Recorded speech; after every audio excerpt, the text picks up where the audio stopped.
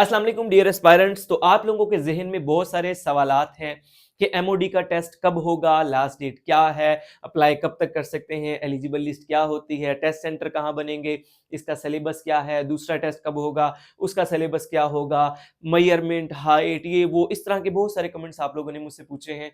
इसीलिए मैं आप लोगों के लिए वीडियो बना रहा हूँ जो कि क्वेश्चन आंसर जितने भी हैं तमाम का जो है आपको यहाँ पे रिप्लाई दे दिया जाए। तो सबसे पहले जो है मेरे पास पड़े हुए हैं यहाँ पे कमेंट्स। एक ने पूछा है कि सर टेस्ट कब एक्सपेक्टेड है, अगर लास्ट डेट 1 मार्च है तो टेस्ट कब तक हो सकता है।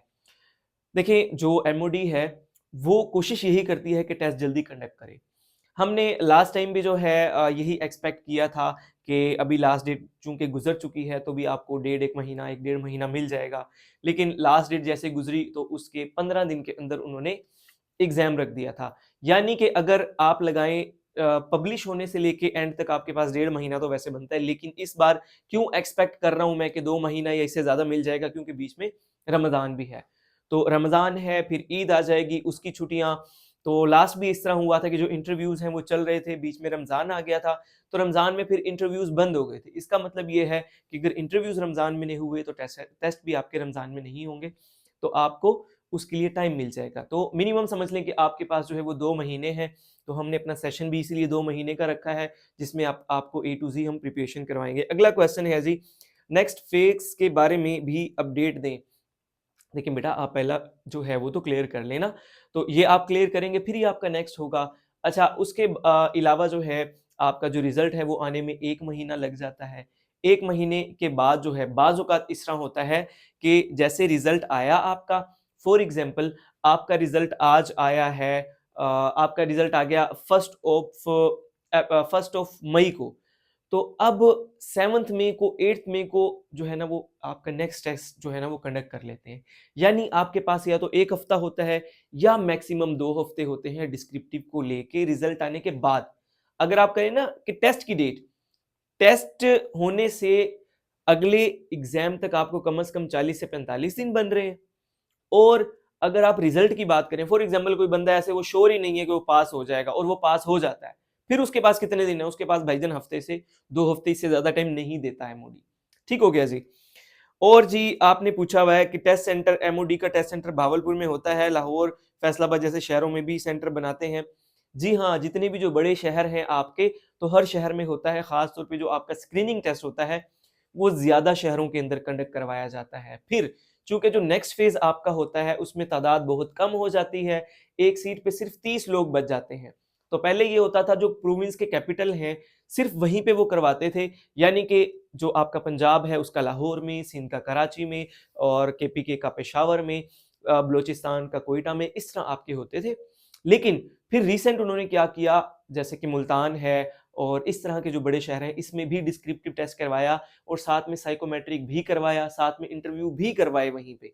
ठीक है, तो लास्ट जो है ना ये हुआ था इस तरह।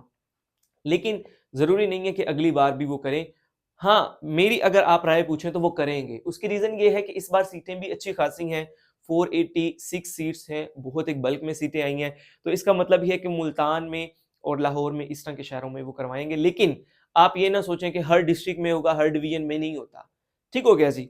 और उसके बाद आपने पूछा हुआ है test pattern and mode. Sir MOD का पेपर ऑनलाइन कंप्यूटर बेस्ड होता है या PPSC style written paper? PPSC style होता है रिटर्न पेपर, तो ये खुद कंडक्ट करवाते हैं। लेकिन जो सर्विसेज होती हैं वो जैसे एनटीएस का अगर किसी ने पेपर दिया हो ना तो उस तरह का होता है, बिल्कुल।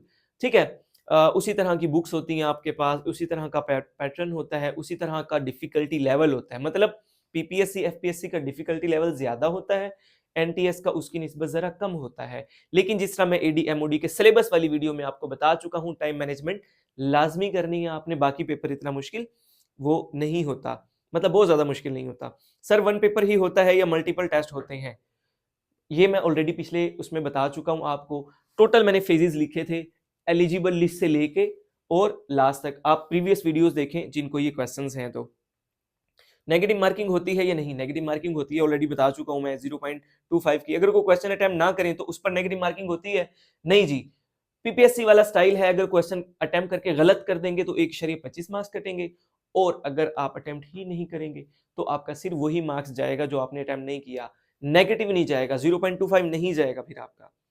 साइकोलॉजिकल टेस्ट में फेल पास होता है या सिर्फ असेसमेंट होती है? फेल पास भी होता है। मैंने आपको लास्ट बताया है कि जो डिस्क्रिप्टिव होता है उसमें 30 लोग जाते हैं, साइकोमेट्रिक में 15 हो जाते हैं, तो बाकी के 15 कहाँ गए जी? बाकी के 15 को निकाला है ना उन्होंने डिस्क्रिप्टिव में से। फिर इसी तरह साइकोमेट्रिक से आगे इंटरव्यू में 5 लोग जाते हैं, तो वो 10 लोगों को निकालना है ना, फिर ही 5 लोग जाएंगे। तो इसका मतलब हर फेज पे फिल्टर लाजमी है। आप ये ना सोचें कि फिल्टर नहीं है कहीं। चलिए, ये वाली वीडियो जरा काफी लंबी होगी और काफी सारे अभी कमेंट्स रहते हैं, तो नेक्स्ट वीडियो में इंशाल्लाह मैं वो आपको बताता हूँ। तो जुड़े रहिए हमारे साथ। और प्रिपरेशन के लिए ऑलरेडी मैं आपको बता चुका हूँ कि आप हमसे राब्ता कर सकते हैं। कहाँ पे राब्ता कर सकते हैं जी आप हमसे? ये आपको मैं एक नंबर लिख रहा हूँ, आप यहाँ पे हमसे राब्ता कर सकते हैं अगर कोई प्रिपरेशन करना चाहता है तो। ये है जी 0318334404। ये हमारा व्हाट्सएप नंबर है, इस पे कॉल नहीं करनी, नो कॉल्स, ठीक है जी, नो कॉल्स, ओनली व्हाट्सएप पे आपने हमसे राब्ता करना है। इंशाल्लाह आपको रिप्लाई मिलेगा। हर एक एस्पायरेंट को हम रिप्लाई करते हैं। इट इज़ पॉसिबल किसी का लेट हो जाए, लेकिन रिप्लाई सबको जाता है। और जिस तरह अभी मैं सारे कमेंट्स एड्रेस कर रहा हूँ, इसी तरह हम सारे वहाँ पे भी जो क्वेश्चंस आपके होते हैं उन्हें एड्रेस करते हैं। और प्रिपरेशन सेशन हमारा स्टार्ट होने जा रहा है जी मंडे से। 2 मंथ का ये सेशन होगा। फीस हमने बहुत मिनिमम रखी है, 3000 पर मंथ रखा है, और इसलिए 2 हिस्सों में डिवाइड कर दिया कि किसी का इंटरेस्ट नहीं है दूसरे महीने में तैयारी करने का, तो एक महीने में उसे पता चल जाएगा मैंने आगे पढ़ना है या नहीं पढ़ना। तो ये सारी चीज़ें जो है हम आपको प्रोवाइड कर रहे हैं। तो मिलते हैं जी नेक्स्ट वीडियो में। बहुत बहुत शुक्रिया। अल्लाह हाफिज़।